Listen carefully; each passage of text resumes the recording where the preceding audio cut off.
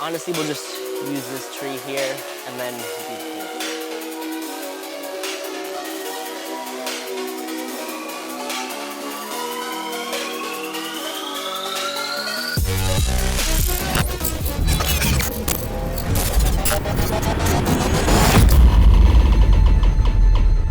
And we're back. And we're back. And we're in real life this time. And we're in real life. In this video, I realized there's a lot of you guys who really start in the sim, and I wanted to make a video about transitioning from the sim to real life. Right. Because like it is pretty easy, but I want to go over some of the challenges that you might face and kind of how to overcome them. Like 90% the same, Yeah. right? The controls do the same things, but you have different variables out here. For one thing, first and foremost, you might get stuck in the tree and No is no R reset button. button. Exactly. There's no reset button. So you need to be a little more cautious when you're out here. Yep. We're lucky day to day, pretty calm other than being hot, but you know, you might have wind to deal with. I think the biggest thing is going to be your external factors, right? Yeah. Like, is it windy? Funnily enough, what's the temperature outside? And also, is your drone flying good? Exactly. It's a weird thing to have to think It's not about. a computer programmed simulation. It's Yes. a real life thing that could have little issues. You got to fly around it. It might not be tuned perfectly, so we're about to find out what's the difference between sim to real life and how do you transition into it. Yep, let's do it. So what we're gonna do is, in the last episode of the series, we taught you guys 3 tricks that you should learn first, and it was what? It was a split S, Split S, power loop, and Rubik's Cube. So we're gonna do that again, but here in real life, and talk about what makes it harder once we get outside. Yep. And who knows, maybe you might just be goated, and when you start, it's like, this is easier than the sim. And we'll talk about some tips Yeah. of how to practice it in real life, right? Because again, no reset button, Yeah. not unlimited parts and unlimited crashes. So like, how Correct. can we maybe go up a little higher, use open space, you know? Yeah. Work on our proximity and understanding of spatial awareness a little bit. So we'll talk about all that as we go through the first 3 tricks. Yep. In real life this time. And let's get to it. Good old herky jerky. Hey guys, you see this, guys? This is something you gotta do in real life. Change your props. Yeah, that's the best tool ever. All right, first thing I would recommend, take a lap around because I've never actually flown. Yeah, so when you're going in real life, learn your environment, because whenever I go to a new spot, I always feel so dumb when I just try to full send and I end Yeah. up crashing into, oh, there's a door there. Yeah. So Which is pretty basic here. just a couple trees Yeah. and some grass. Yeah, so the first thing you should do is make sure you're not flying in a human populated area. I feel like that's pretty straightforward. Yep. We're in about as designated of an area as it gets. We are actually at a drone park here in Orlando. So just make sure you're flying safely, because believe it or not, these drones can be very dangerous. Just that drone right there, if that hits me in the head, I could die. So I think when you're first starting out your tricks, it's important to go what I call 2 mistakes high. It's a thing I learned in the RC airplane world. And let's say you're gonna try your Rubik's Cube. Yeah, say I've totally messed up, I could screw up again, and I'm on the ground. Basically, you have time to recover. Yep.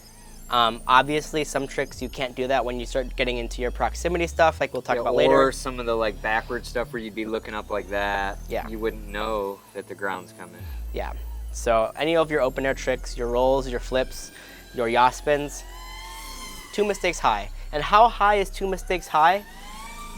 I don't know. How high do you think? It depends on which mistakes Yeah. you make. Yeah, that's true. Yeah, but I would say about this high. You know, It's if you guys yeah. can gauge that, like, Yeah. this is about how the treetops, a little bit over the treetops. I'd say anywhere from 100 to 200 feet. Yeah. The second you go over 399 feet, in the US at least, it's illegal. So keep it under 400 feet. Like a half a tree over the tree, something like this. Yeah. And that should give you plenty of time. You could screw up and like, oh, and then still bail by the time you get to the ground. Exactly. Now, what about if you're learning proximity tricks? So go just try to split us around this tree. What tips do you have for stuff like that? I would first still overdo it. Go higher than you think. Go further than you think. Come way back here. And then just start bringing it closer and closer. Just giving yourself as much room for your micro corrections so you don't crash. Yep. And don't worry about like doing the same thing over and over again. That's what practice is. Just keep doing it. Yeah. So from what I've learned, being in this industry for 7-8 years now, there's 2 ways to get really good. Either you grind and you practice because you are actively trying to get good, or you just have fun. Cringy to say, but it is true. Like, when I went out, I never was practicing in the beginning. Right. I was just going out and having fun. So I gotta land this battery. you gotta land that. Oh yeah, she's a low battery. So yeah, that's Yeah, you don't get endless flight time like on the sim. That's one difference. yes. You're limited by your time, so Yeah. you either have to have a good amount of batteries that you're gonna get good stick time in just by flying your batteries, or you need some way to charge in the field. Like that right over there, If electricity. you have electricity, Good. and you can make it happen. Yeah. Which, you know, it's not too big a deal. You need a break every couple of minutes Yeah. anyways, right? I'm actually kind of glad the wind is picking up, so we can talk about another big thing of going from sim to real life, and that is your external factors. I think the biggest thing that's going to affect everyone is going to be wind. Obviously, you have rain and snow, but you don't typically fly during those. Yes. Yeah, wind's the main one. Wind's That's the main one. I can't. Other atmospheric factors come into play, but you kind of have to be a seasoned pilot, I think, to detect that. Yeah, I think temperature will be one, and again, Right. like, you have to know what you're doing to detect that. And, like if you're at really high altitude, you're not going to have as much lift Yep. because the air is thinner. Yep, need more throttle for stuff. But let's talk about the wind thing. So when you're flying with wind, you know, in the simulator, you are typically able to just fly the drone where you want it to go. When you have wind, you have to add correction for that. Right. So let's say you're doing a split S facing north and south this way, but you have wind going east and west. Right. You have to kind of be banked a little bit Yep. going against the wind. And I think that's a big thing people have to learn. Yeah, where I really notice it is going into Matty flips. Yeah. Because you're going into it slower. A split S, you're using more power into it, so you're fighting through the wind a little Yeah. more. But when you're kind of creeping up to something and you're just kind of falling in, that crosswind will really affect you like a Yeah. lot more than you think, and you have to steer the whole time. So Yeah. it definitely, you know, it's like a big gust of wind come by. It's pretty much the same thing as someone coming by and nudging on your stick a little bit. It's That's putting good. input on your drone Yeah. all the time, so you have to give it the opposite to fight back against that. Yeah.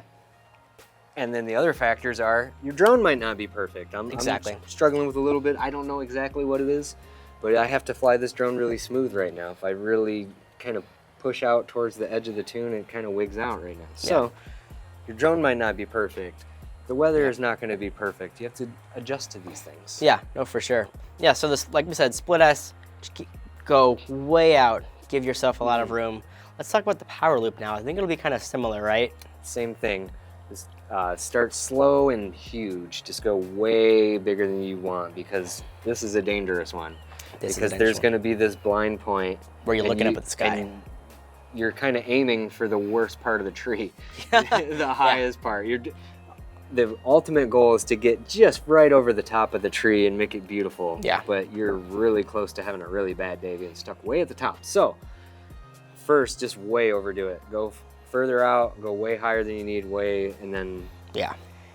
there's not really a secret to it other than just repetition. Yeah. Repetition. Find obstacles that are maybe a little bit lower. So Yeah. if you do get stuck at the top, it's not the end of the world. You can get it back. Yeah, these trees aren't great. I mean, thankfully they're not get stuck trees, but they're still pretty tall. Yeah, they're not like the real snaggy ones. You might be able to turtle your way out of this, but Yeah. that's what I would say. Yeah. Look for something, if you want to start getting it more proximity and getting it tighter, don't do it on something that you can't get it back from. Yeah. Because that might end your whole day, and you're not getting much practice done If you're trying to get your drone out of a tree. on the phone with your buddies, like, who's got a ladder and a truck? 'Cause Yep, for sure. All right, let's do Let's do some power loops, yeah. So when you're starting to go out really far. Yeah, if I was new, I wouldn't try to do it like around a tree. I would try to do it in between these trees. Like, I did smart. I would just use this as a rough guide. I'd go quite a bit past it like this. I would just go huge and just get the feel for doing this and like knowing that I have time. That was Like a big literally power loop. that big. That's how I would start doing it. Because you got to remember back to before you know your proximity and like what this feels like, you know? Yeah, Like that might happen. You might come up early. Like Too that's short. a common mistake on a power loop, yeah. is you won't make it all the way around. I see a lot of this.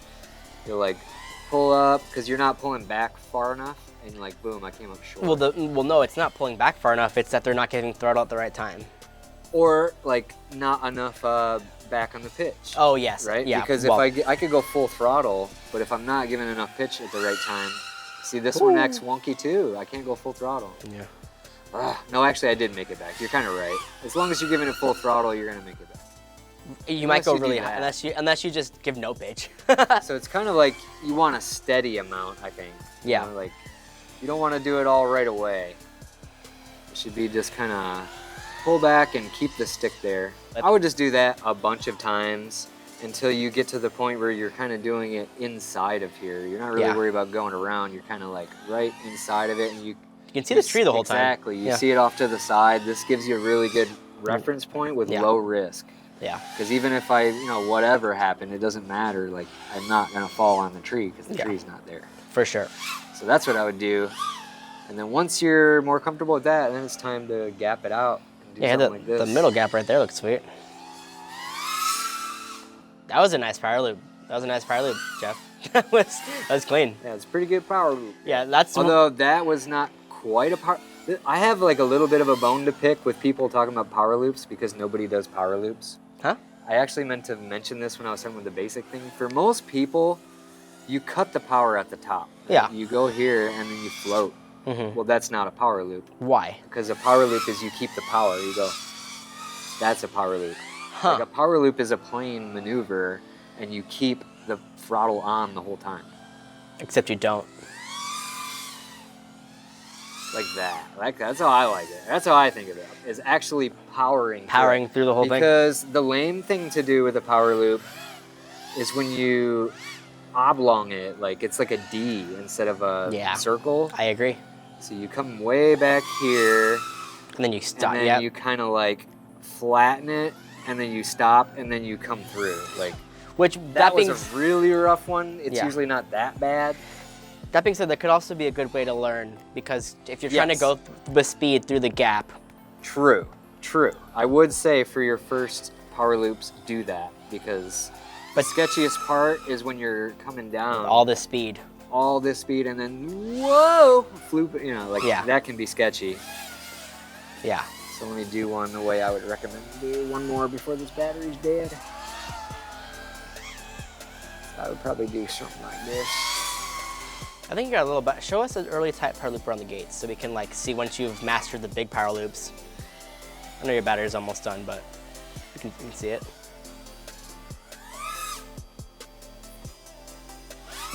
A little high. I let off the throttle a little too soon. I should have like pulled back a little more. What's funny is I think that's like one of the stronger things that I do with flying is really tight power loops. Like proximity power loops are very good. And like I said in the episode, your tight dives like this you're very good at. I'm not so good at those. Nice. Those little small dives. Your battery. Like Your battery. Your battery. I'm so used to just the big huck ones where you let it float forever. That battery's dead. That battery's dead. But that's power loops. Yep. I'm sure there's more nuance in there, but that should be enough to get you going. Yeah, and we did an actual tutorial about this in the last episode, Learn to FPV. Yeah. So this is more just, like I said, sim to real life. What are you gonna? Yeah, just the little things. Feel? Yeah, and that's probably the main one is don't head straight for trying to wrap right around the tree. Yeah, because that could be a bad day. Yeah, keep them big. Keep them big. Maybe just do it in between two things where you can kind of see it on the edges, and you'll start to get that feel for. And then also in the beginning, just kind of let it flatten out and finish. Yeah. Because it's a little bit more advanced to get the really good clean swoop all the way through. Yeah. But that's eventually where you want to be. For sure. And there's kind of two schools of thought when going into learning to fly drones. There's one that we're kind of teaching, I think this is a better approach to save money, is take it with caution. Yeah. And then there are people who are out there who are just saying, no, just crash it. People are like, crashing is good and you'll get better. I agree. If you can finance it, you have the time, and if you can do it, that's a way to do it. Just bring 10 quads and just send it, you're gonna learn. Yeah, you're gonna learn. And you're gonna learn faster. I think my method is slower. It takes longer, but it's, it's for the more budget conscious, like that can't just be breaking quads all day. Yeah, I think we forgot to mention a good spot is always a spot where there's grass and trees. Definitely. Concrete parking lots are great, but it is a fact. You will break stuff there. Yep. The biggest thing you're going to break at a concrete spot is your motors. Yep. obviously props, but I always like to tell people almost everybody has like a soccer field or a football field. That's like Yes. a great place. Baseball Because even field. though it's all wide open, that's perfect for your very beginning stuff. But then they have little goalposts and stuff, and Yeah. that's good for proximity. Like if you can fly at a football field, that's perfect for Matty flips and reverse split ass power loop, everything. yeah, Even a soccer goal. So for sure. let's do some Rubik's cubes. Rubik's Cubes. Let's do them. Yeah, this is definitely your 2 mistake high trick, the Rubik's Cube. Yeah, so it's an open air trick. So what open air versus proximity means is proximity is around an obstacle. Open air is, you guessed it. You can proximity a Rubik's Cube too, but you gotta be really quick. That's true. So yeah, I would probably do them about this high. Yep. And first, I would practice just the basic half, like hold that, finish it. So is there anything, I mean, we just flew the sim pretty recently. Is there anything different you see from Rubik's Cubes? Honestly, a Rubik's Cube is not a From trick the that I do. sim, it's just gonna come down to like how accurate your rates are, and also the tune. Yeah. Like if I'm kind of sloppy, like you might get a little Bounce back. yeah, that the simulator might not have. I mean, you know, it's gonna come down to how well your drone is tuned. Yeah. Rates and yeah. So I guess I would say yeah, get up high and try to really individualize each step. Don't try to go bang bang bang. Like have little pauses. So get that, and then finish it. Yeah, and that Really- 2 mistakes high gives you the time to really dissect the Right. trick. Because if you end up here, you can be like, okay, what do I need to do? All right, I'm out of there. I got time. Like, Yeah. I can sit and think for a second. Yeah. So in the beginning, definitely focus on trying to catch like that, like look right there. You don't. A lot of times I come up a little short and I go there. It's salvageable. It's kind of a cool trick, but you should really get like some horizon like that. Yeah. I think a lot of this too is, you know, once you are able to do the trick, you can stylize it to Screw where up. you can make it, Yeah. you know, like little horizon things. That being said, once you've mastered it, you should be able to do either. You should be able to do it like that. You should be able to do locked in Rubik's Cubes or stylistic Rubik's Cubes. A little wonky there. I tried to do it too fast. What are good rates for Rubik's Cubes? I think I'm at like 750. You do kind of want kind of fast because like I'll pretend I have slow rates, right? Like if I went, Yeah. it would be hard to do it. You Yeah. could. Maybe Or, that's why I never do Rubik's Cubes because my rates are just Yeah, so you're like slow. 500. I'm at You could kind 450. of do like a steezy, like say you went like, That was I like that. you could do some, I like that. you could make it cool, I think. Yeah. But yeah, I like it kind of quick. All Yeah. right, let me try to do like a little bit lower, faster. see a really like low the one, way yeah. I actually do it. A little sloppy. Yeah. It's hard. Like I'll go to a parking lot and go back and forth and practice these and try to get them perfect. And it's hard Yeah. because I'm trying to do it kind of all as one motion, just like boop, boop, boop. That was a little short. It was though. good It except was for the good last until one. the end. I think the biggest thing is knowing your rates. So whatever your that was good. Yeah, it's whatever muscle you- memory. Yeah, whatever your rates are in the simulator, try to emulate those in beta flight. That being said, they still will be a little bit different, but Yeah, when I'm doing these quick ones, I'm not waiting to see the horizon or anything. I'm just kind of like doing it based on muscle memory. yeah, exactly. Let me see I if I think- can throw one through a gap or something. Yeah, once you start, you know, leveling up and mastering these tricks, you'll realize that it's not as much of reading as came much up as a it little is short. just your muscle memory. Yeah, that's the Rubik's Cube. And then you can play with them again different ways. Start backwards, do this way, and then backwards again. Ooh, 2 mistakes high. That was Yeah. 1 mistake high. You can go sideways, and then that way, and then sideways again. Any different ways you want to do it. But You know what's something cool that I've seen? Can I steal your radio? I can see the screen. You trust me? let's switch the battery. Oh yeah. There's this Rubik's Cube combination that I kind of saw recently from CASTH, amazing pilot from somewhere in Europe, I think. I'm gonna show it to you guys real quick. It's really cool. He does it's 90-degree roll and then like pitch 90, 90, 90, Okay, and then goes. okay. It looks really good. And I actually did one in my more recent flight Knife just because edge of that tricks. video. But it's not a knife edge because it's like You're not like that? it's weird, but you're. I'll tell you. Because of camera angle. Yeah. Maybe, I don't know. It's sweet. Okay, you got video still? Yep. Yeah, so CASTH does this really cool combination where he like will. Whoa, boy. Whoa, high camera angle. He will like flick and then go like, but like he did it so good. It was like, Oh, that's cool. right? Yeah. I gotta clip his video for you guys to see. I've tried playing with stuff like that. It's kind of hard to make that look good. But he did it. He did it. He did it. Let me see. He was like, flick, woo, woo. Anyways, that's it. I just wanted to show you guys that cool combination. I think that's about it. I think that's about it. Let us know in the comments below what else you think goes from sim to real life. That was a weird sentence. There's, you know, like we said, there's not too much. The biggest thing is going to be the external factors. Yeah. So how your drone flies, wind. People. If you're lucky enough to find an epic place like this where you're just allowed to fly drones, Yeah. lucky you. If not, just, you know, use your common sense. If there's a whole bunch of people around and you're a new drone pilot, don't be flying anywhere near them. Or if you're next to any airport, well, try not to do that. And yeah, use caution, right? Start slow, go extra big, 2 mistakes high. See you next time. See you next time. And there's an ant on me.